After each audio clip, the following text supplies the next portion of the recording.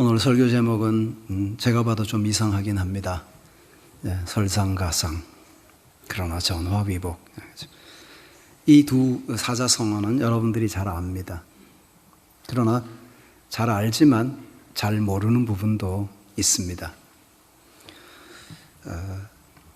설상가상이라는 말은 이미 우리에게 익숙해져서 어떤 좋지 않은 일이 겹쳐서 일어날 때, 또 화가 그 위에 또 겹쳐서 일어날 때, 엎친 데 덮친 격으로 연속될 때 우리는 설상가상이라는 표현을 씁니다. 그러나 이 표현이 처음에 만들어졌을 때는 사실 그런 뜻이 아니었습니다. 처음엔 문자 그대로입니다. 설상, 그러니까 눈 위에 가상, 서리가 더해진다. 그렇죠? 하얗게 내린 눈 위에 서리가 내린다고 특별한 변화가 있습니까? 없습니다.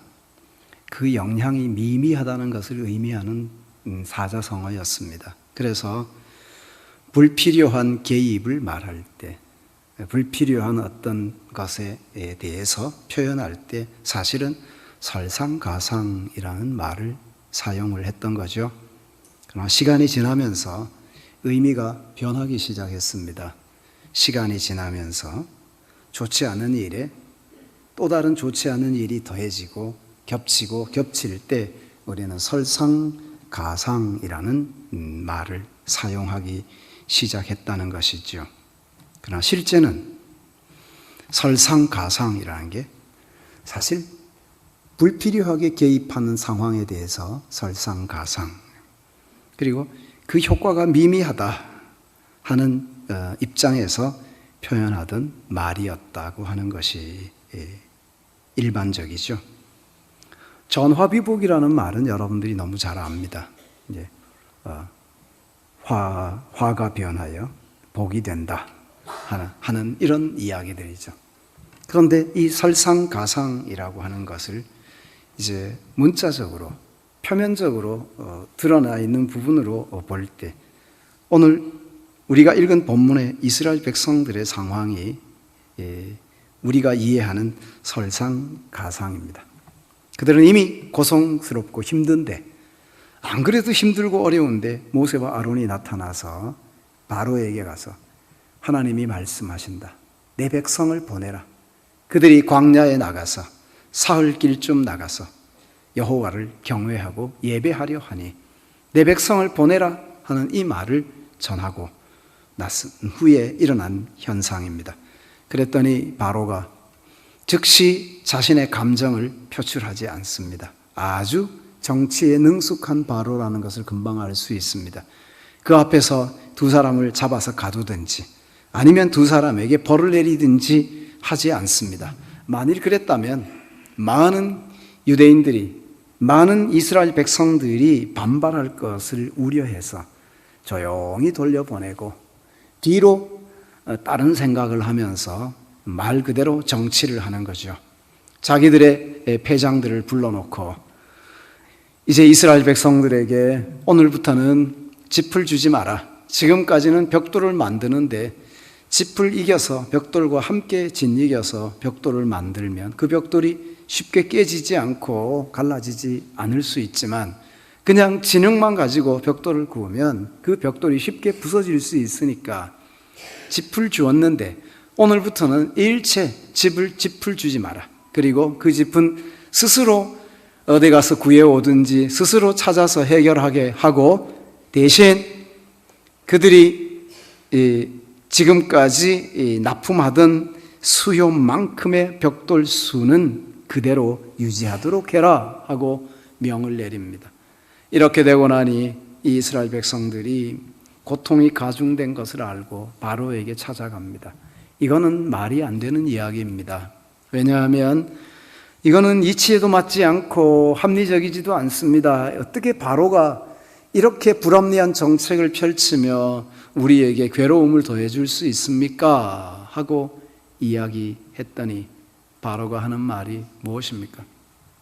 너희가 시간이 많고 너희가 여유가 있으니까 광야로 나가서 사흘길쯤 나가서 너희 하나님 여호와께 예배하겠다고 하는 거 아니냐? 여유가 있고 시간이 있으니까 그런 딴 생각을 하는 거 아니냐?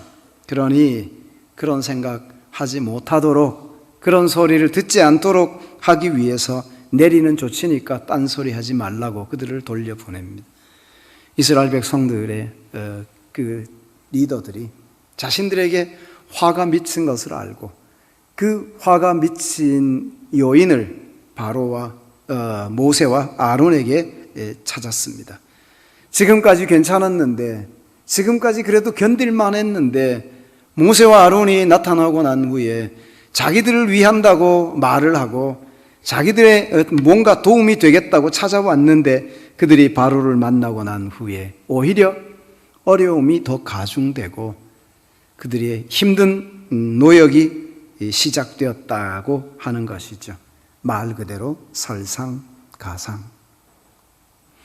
이 상황에서 그들이 모세와 아론을 원망하며 하나님 앞에서 지금까지 되어진 일들에 대해서 불평하고 있는 상황이 벌어지고 있는 거죠.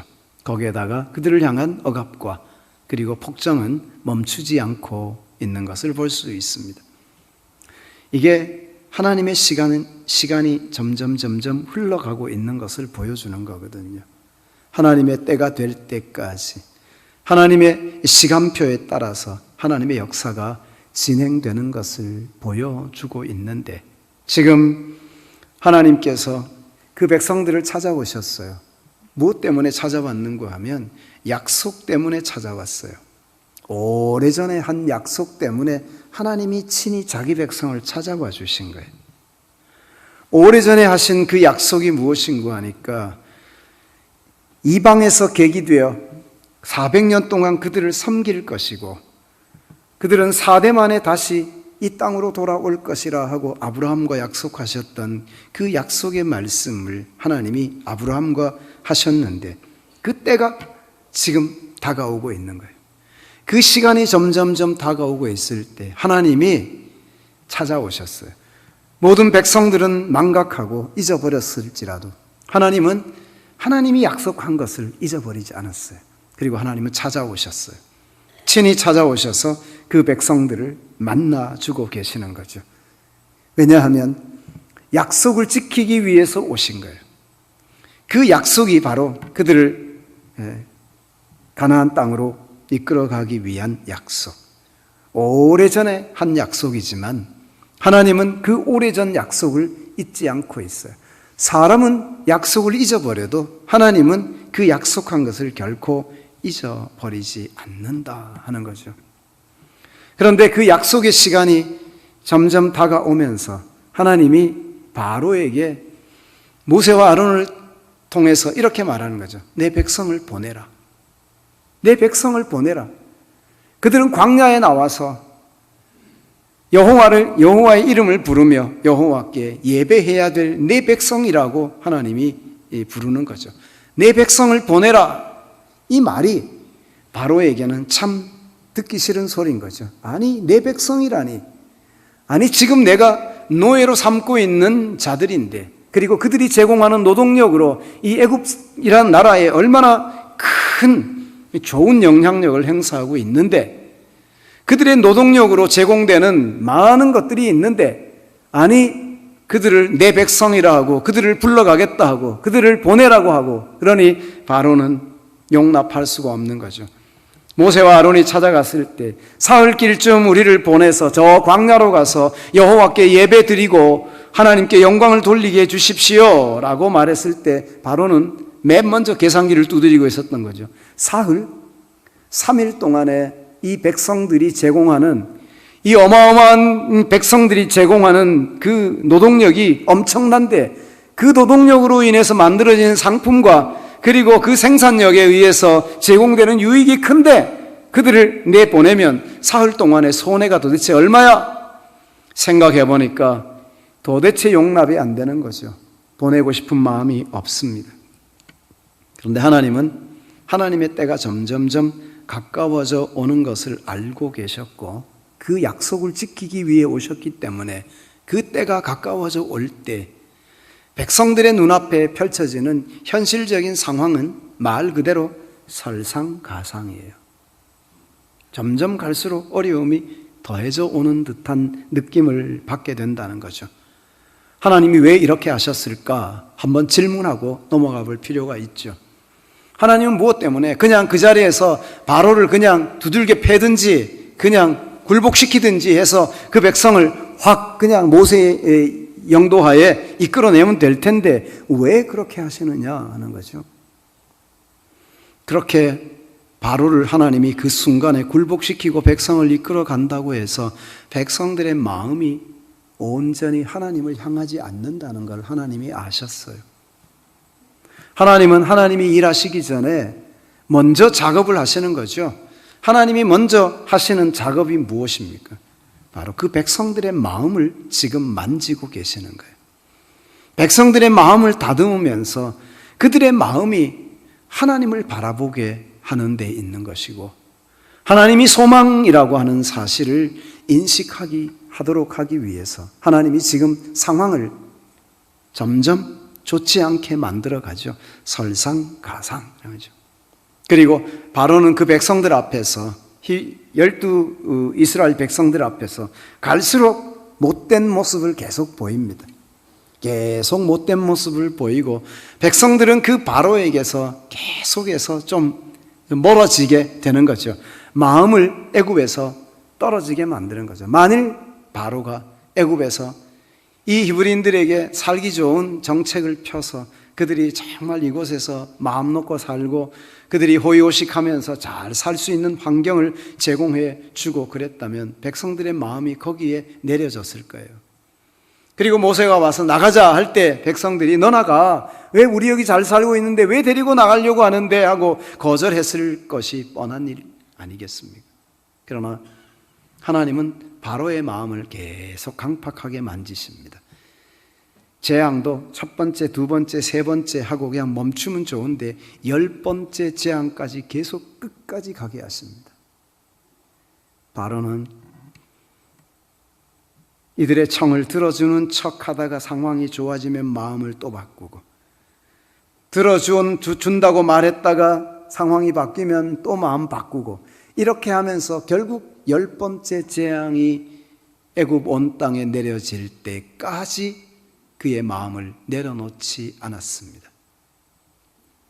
하나님이 이렇게 바로의 마음을 만지시는 동안 결국 백성들은 바로가 여호와 하나님의 이름 앞에서 계속 어려움을 당하고 힘들게 살아가고 그리고 이 모세가 여호와의 이름으로 손에 든 지팡이로 바로를 이기는 장면을 계속 보면서 이 백성들은 여호와 하나님이라는 이름 앞에 자꾸 마음을 열어놓기 시작하고 하나님 앞으로 그들의 마음을 열고 나오기 시작하는 거죠. 10번째 재앙이 있을 때까지 그랬어요.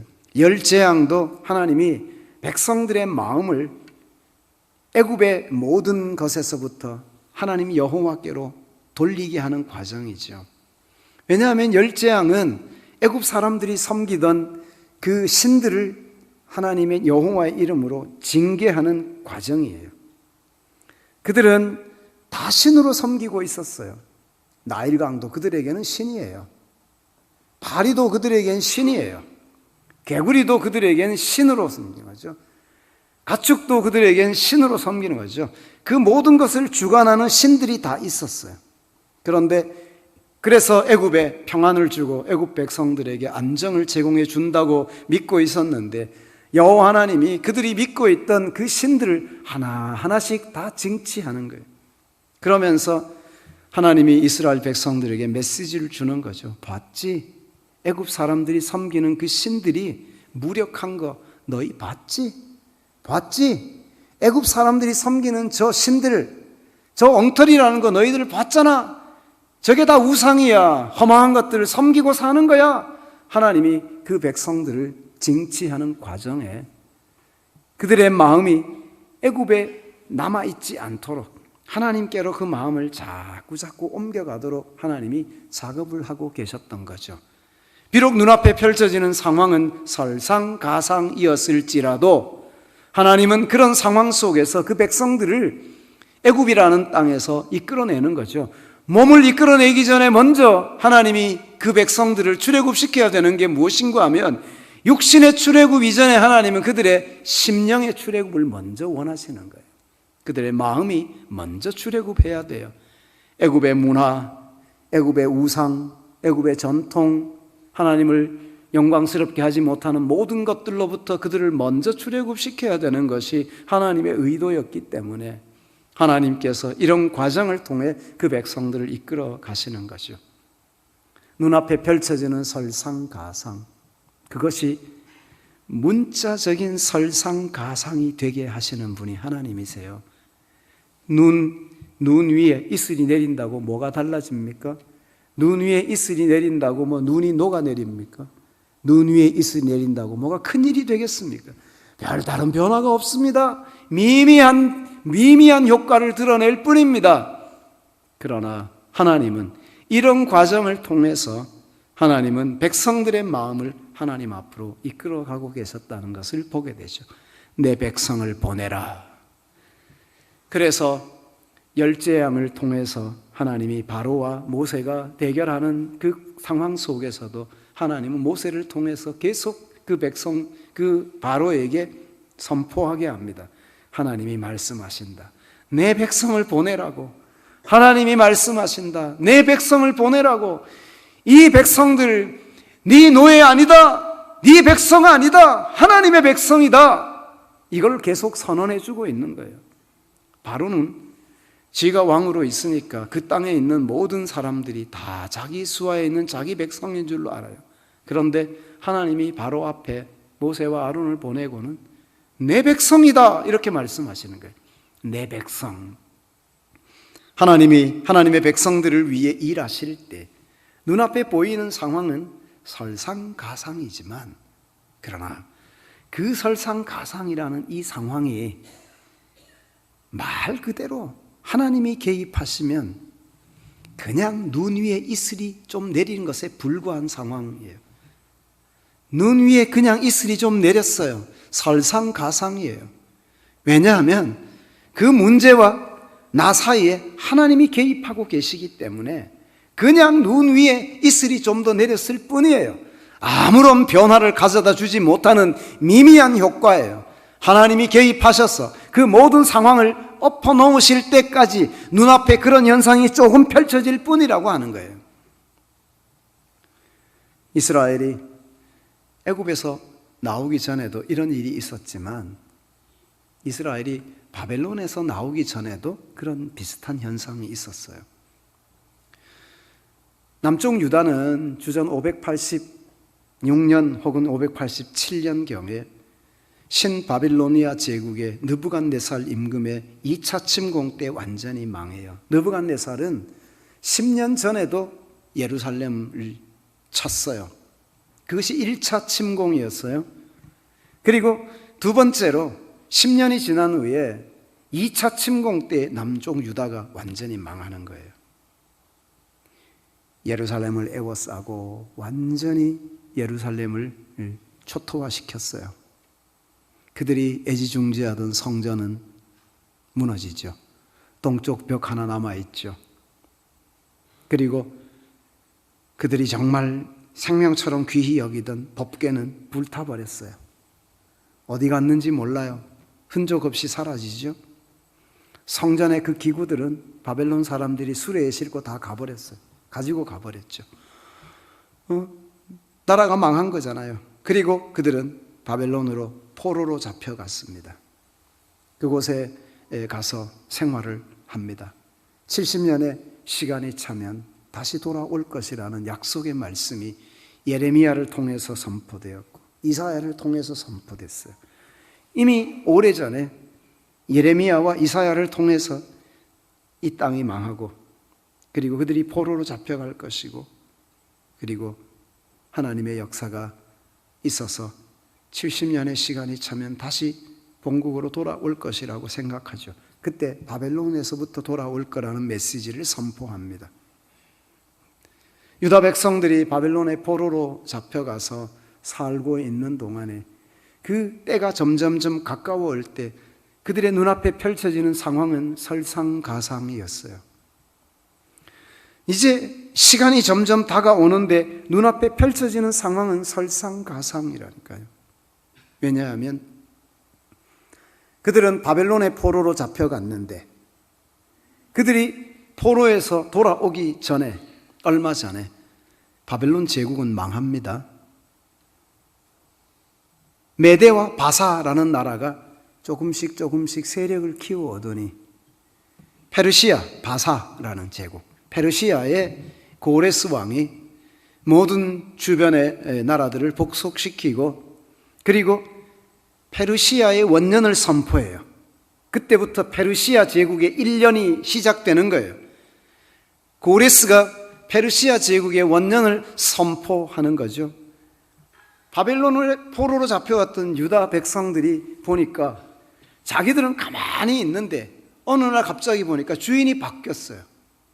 자기들을 지배하고 통치하던 바벨론이 사라지고 이제는 페르시아라는 제국이 자기의 주인이 되어 있는 거죠. 페르시아의 임금이 자기들을 통치하는 왕이 되어 있는 거예요. 암담하잖아요. 그들이 오래전에 8세기에 예언했던 선지자들, 그 선지자들의 예언에 따르면 그들이 바벨론에서 다시 돌아온다고 그랬는데 바벨론이라는 나라도 사라져버린 이 상황, 그들은 굉장히 절망했을 것 같아요. 그들은 낭망했을 것 같아요. 그때 그들이 떠올려야 될 메시지가 뭐냐면 이사야가 외쳤던 메시지였어요. 이사야가 말했어요. 그 백성들에게 나 여호와는 처음이요 마지막이라. 나 여호와는 처음이요 마지막이라. 아직 마지막이 오지 않았어요. 여호와께서 시작하셨어요. 그 일을. 그들이 망하고 포로로 잡혀가고 바벨론에서 포로로 살고 하는 일들을 하나님 여호와께서 시작하셨어요. 그러나 아직 끝나지 않았어요. 역사가 끝나려면, 요 한 사건의 역사가 끝나려면 그들은 다시 예루살렘으로 돌아와서 예루살렘 성을 짓고 성전을 짓고 다시 예루살렘을 회복해야 돼요. 거기까지가 한 사건이란 말이에요. 그런데 그들이 지금 당하고 있는 것은 바벨론이라고 하는 나라에서 포로로 살아가고 있다가 바벨론이 사라지고 페르시아가 등장한 거죠.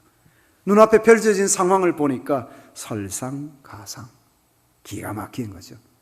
우리가 뭐야 이거. 주인이 갑자기 바뀌었어. 도대체 소망이 보이지 않는 거죠. 바벨론에서 돌아온다고 그랬는데 바벨론이 없어졌으니 도대체 어떻게 돌아가? 그들은 눈앞에 보이는 상황 앞에서 좌절할 수도 있었고 낙심할 수도 있었어요. 그런데 보십시오. 하나님의 시간이 되니까 하나님이 뭐라고 말하니까 바사왕 고레스를 하나님이 종으로 세워놓고 바사왕 고레스에게 하나님이 이렇게 말하는 거죠. 너희는 위로하라. 내 백성을 위로하라. 하나님의 음성이 들리는 거죠. 주의 명령이 그 제국을 향해서 떨어졌어요. 내 백성을 위로하라. 내 백성을 위로하라는 하나님의 명령이 그 땅에 주어진 것이죠. 이 고레스가 페르시아 제국의 원년을 선포하고 난 후에 칙령을 선포합니다. 그 바벨론에 잡혀왔던, 바벨론 시대에 잡혀왔던 많은 소수민족들, 그 중에 히브리인들도 거기에 포함되어 있죠. 그들에게 칙령을 선포하는 거죠. 너희는 돌아가라. 너희는 돌아가라. 돌아가도 좋다는 칙령이 공포되고 백성들, 이스라엘은 이제 본국으로 돌아갈 수 있는 이제 자유를 얻게 된 상황에 주어지는 거죠.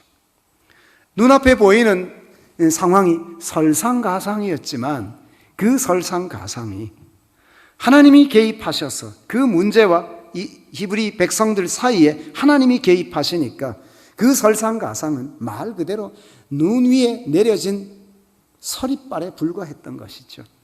해가 나니까 금방 사라져버리고 그 존재조차 찾기 어려운 그런 것이 되어버리고 말았다 하는 거죠. 하나님이 개입하시기 때문에 일어날 수 있는 중요한 변화가 이렇게 일어났던 것이죠. 하나님께서 이스라엘 백성들이 애굽에서 이 바로의 폭정 가운데 고난을 당하고 힘들고 어려워하는 상황에 있을 때도 하나님이 개입하신 거죠. 그들의 눈앞에 펼쳐진 상황은 말 그대로 설상가상. 그러나 하나님이 개입하는 순간 그것은 문자 그대로의 설상가상에 불과했고, 그리고 하나님이 그 모든 문제를 이제 풀어가시고 해결해 가는 과정들을 보여주고 있다 하는 것입니다. 우리는 여기서 한 가지 중요한 것을 생각하면서 본문에서 시선을 주목해야 되는데, 왜 이스라엘 백성들이 이렇게 고난을 당하고 바로는 무엇 때문에 그들을 이렇게 힘든 노역에 계속 들어가도록 만들어 가느냐 하는 거죠. 그것은 모세와 아론을 통해 하나님이 바로에게 내 백성을 보내라고 말했기 때문입니다. 내 백성을 보내서 광야로 나가서 내 백성이 여호와 하나님께 예배를 드리도록 해라 하는 이야기를 모세와 아론이 했기 때문에, 예배에 대한 말을 언급했기 때문에 이 바로가 화가 나서 그 백성들을 그 땅에서 떠나지 못하도록 하려고 예를 쓰고 있었던 거죠. 상황을 악화시켰던 이유가 예배 때문이라는 거 여러분이 주목하여 보십시오. 하나님의 이름을 부르고 하나님께 영광을 돌려야 될 예배 말입니다. 하나님은 하나님의 백성들을 부르실 때 부르신 이유가 어디에 있었겠습니까? 부르신 이유가 무엇입니까? 예배 때문입니다. 거듭나게 하는 이유가 무엇입니까? 하나님을 예배하게 하기 위해서입니다. 왜 거룩한 백성이 되게 합니까? 하나님을 예배하라고입니다. 하나님을 예배하는 자로 하나님이 하나님의 백성들을 부르신 거예요. 그 고유한 목적을 상실한 채 살아가는 그리스도인은 정상적인 그리스도인이 아닌 거예요. 하나님이 우리를 부르신 이유는 하나님을 예배하는 자로 부르기 위해서, 예배하는 자로 세우기 위해서였어요. 그런데 예배라는 말이 바로의 귓전에 들리고 그들이 예배하도록 광야로 나가겠다고 하는 순간 핍박이 다가오기 시작했어요. 하나님의 사람들이 하나님을 예배할 때는 핍박을 각오하고서도 예배해야 되는 것이고요, 고난을 각오하고서도 예배를 해야 되는 것입니다. 손해를 감수하고 하는 것이 예배예요. 내가 시간을 할애해서 하나님 앞에 드리고 그리고 예배하는 거예요. 하나님의 시간을 내 시간인 것처럼 자꾸 생각하면서 착각하는 게 아니에요. 모든 시간의 주인은 누구예요? 하나님이에요. 여러분, 내게 주어진 모든 시간의 주인이 누구십니까? 하나님이 주인이십니다. 주인이 하나님이신데 우리는 마치 내 인생은 나의 것, 내 인생은 나의 것, 그냥 나에게 맡겨두시고 간섭하지 마세요, 하나님 앞에 꼭 그런 자세로 살아가는 불량 청소년 같은 모습으로 하나님을 대하고 사는 자들이 오늘 얼마나 많냐는 거죠. 그리스도인들이 그렇게 살아가고 있다는 거죠. 우리의 시간 내 거 아닙니다. 하나님의 겁니다. 하나님이 나에게 임대해 준 거예요. 내가 일정한 시간 동안 하나님이 주신 그 시간을 쓰라고 하나님이 내게 시간을 할애해 준 거지, 그 시간에 내게 아닙니다. 하나님의 소유예요. 나는 하나님이 주신 시간 속에서 하나님을 위해 살아가라고 그 위에 얹혀진 인생이에요. 하나님이 내게 살아갈 시간을 정해놓고 그 시간 속에 하나님의 영광을 위해 이 땅에서 살라고 나를 그 시간 속에 존재하게 하시는 거예요. 그리고 그 시간이 끝나면 내 존재도 끝나는 거예요. 하나님이 우리를 그렇게 부르셨어요. 예배는요, 해도 되고 안 해도 되는 게 아니에요. 예배는 하나님 앞에 부름받은 하나님의 백성의 마땅한 의무요, 사명이요, 책임이요, 본분이에요. 이건 벗어나면 안 되는 거예요. 이 예배가 멈추는 순간에 신앙도 엉망이 되는 거예요. 코로나 팬데믹 상황 속에 3년 반이라는 시간 속에 예배가 멈추어지고 소위 말하는 온라인 예배라는 걸 통해서 그렇게 몇 년 동안 지속되고 난 후에 지금 한국교회 몇백만 명이 사라졌어요. 그리스도인들의 통계에서. 이게 뭘 의미하느냐 하는 거예요. 공동체로 하나님 앞에 예배하는 이 일은 하나님이 원하시는 것이고 하나님이 기뻐하시는 거예요. 나 혼자 예배하는 거, 그렇게 예배하는 건 특별한 상황에서 하는 거예요. 특별한 상황에서 부득불 그렇게 할 수밖에 없을 땐 그렇게 해야 돼요. 그러나 그렇지 않을 땐 우리가 마땅히 하나님 앞에 나와서 예배하는 것이 그게 정상이에요. 그런데 비정상이 정상이 되어버렸죠. 엄격히 말하면 정상적이지 않은데 이제 우리가 정상이라고 여기는 거죠. 코로나 팬데믹이 왔을 때 맨 먼저 나왔던 어휘 중에 하나가 아닙니까? New Normal이라는 말이죠.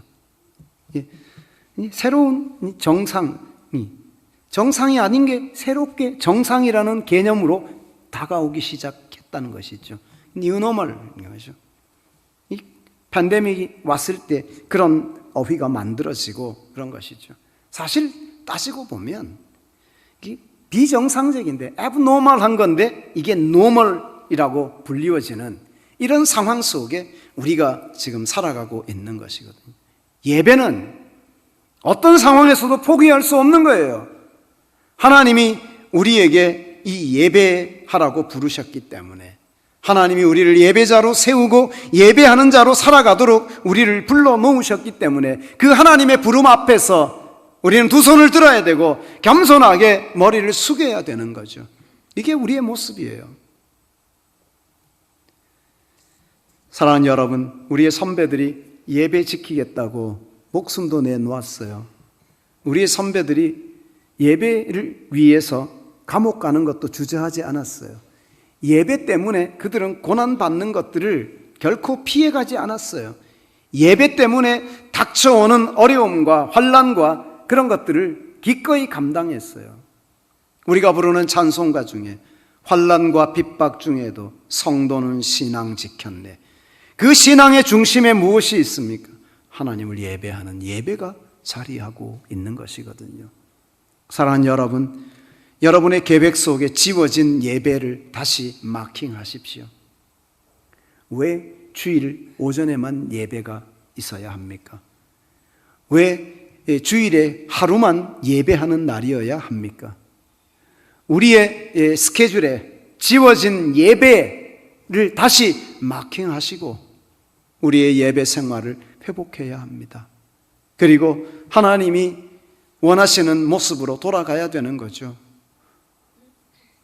어떻게 주일 오전에는 예배고 오후에는 없습니까? 수요일에는 없습니까?